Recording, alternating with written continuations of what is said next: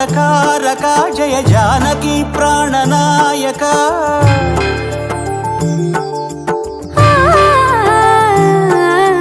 जगदानंदकारक जय जानकी प्राणनायक शुभ स्वागतं प्रिय परिपालक जगदानंदकारक जय जानकी प्राणनायक शुभ स्वागतं प्रिय परिपालक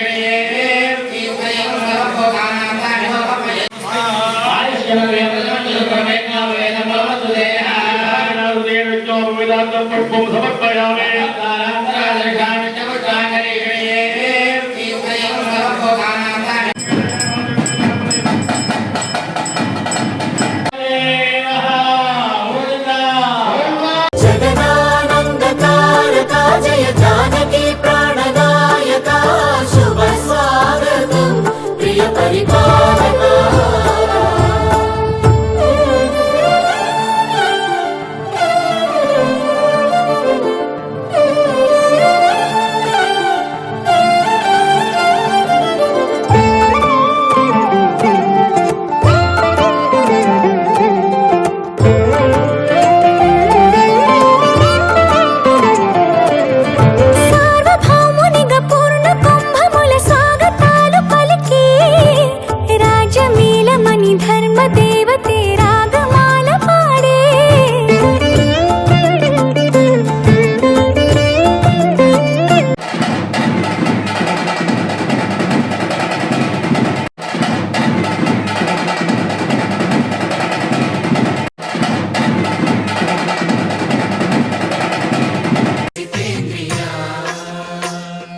वेद विनुत राजमंडल श्रीरामचंद्र धर्म कर्म युगल मंडल वेद विनुत राजमंडल श्रीरामचंद्र धर्म कर्म युगल मंडल सतत रामदास पोषक श्रीराम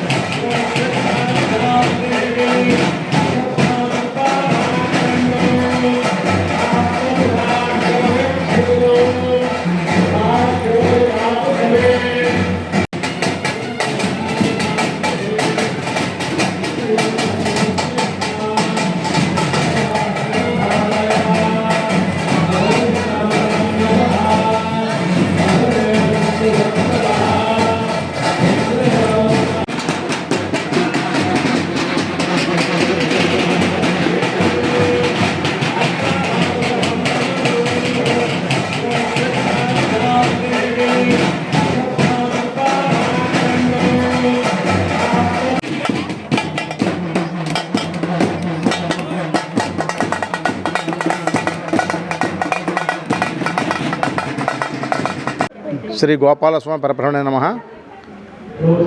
కస్బా పెంటపాడు గ్రామంలో వేయించేసినటువంటి శ్రీ గోపాలస్వామి ఆంజనేయ స్వామి వారి దేవస్థానం శ్రీ బైరాగి మఠం నందు